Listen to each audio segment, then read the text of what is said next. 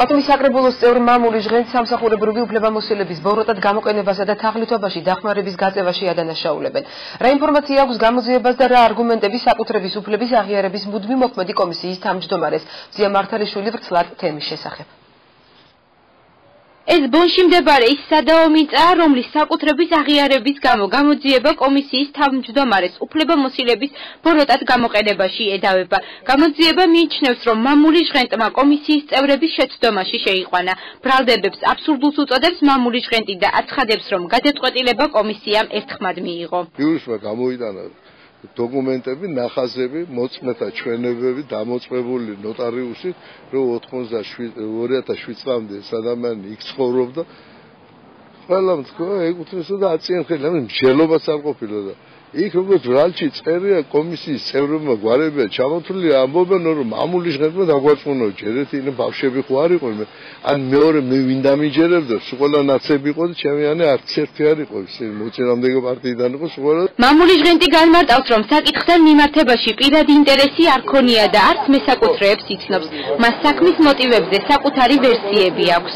მე ჭვიმაში მაქვს ეს ნაცებს არიან ვაწყალები ხდომებზე ისედაც რაღაცებს და ეხლა ხო არჩენები მოდის, ფიქრობენ კიდე მაშინ რა ქვია საკრებულოში გაგვაწყალებს და მე ვიცილებ ამის ეჭვისმა. და მეორე ეს კარგად ვიცი რომ ძალოვან სტრუქტურებში ნახევარზე მეტი ნაცებია, ხო? ბრალდებებს უსაფუძვლოს უწოდებს მამულის ჟღენტის ინტერესების დამცველიც. ადვოკატი მისი დაცვის ქვეშ მყოფისთვის 15,000 ლარიანი გირაოს შეფარდების შესახებ გადაწყვეტილების გასაჩივრებას აპირებს. პროკურატურის შუამდგომლობა ნაწილობრივ დააკმაყოფილა სასამართლო პროკურატურას შუამდგომლობდა აკვეთი ღონისძიების სახით გირაოს გამოყენებაზე 25,000 ლარი მოთხოვნით და სასამართლომ 15,000 ლარი განსაზღვრა. ყოველ შემთხვევაში ამას დაგენტესის თანახმად ვასაჩივრეთ სააპელაციო სასამართლოს საგამოძიებო კოლეგიაში.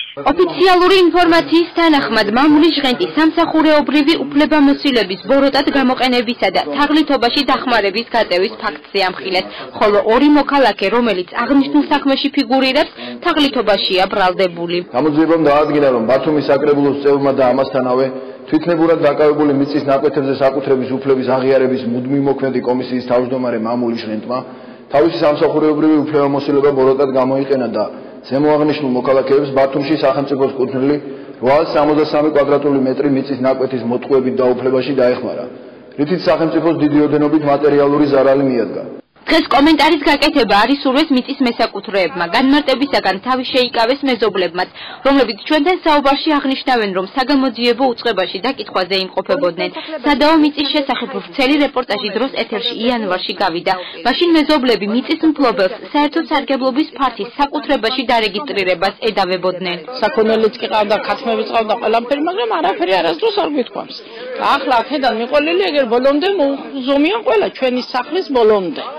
და ახლა ჩვენ სიმოშევით აგრე ბიჭები ჩარეულია საქმეში ჭუბობენ. საკრებულოს უმცირესობამ დღეს კომენტარი არ გააკეთა. მიწის აღიარების კომისიის ერთ-ერთმა წევრმა გენოთებიძემ კი განცხადებაზე უარი საპატიო მიზეზით ახსნა.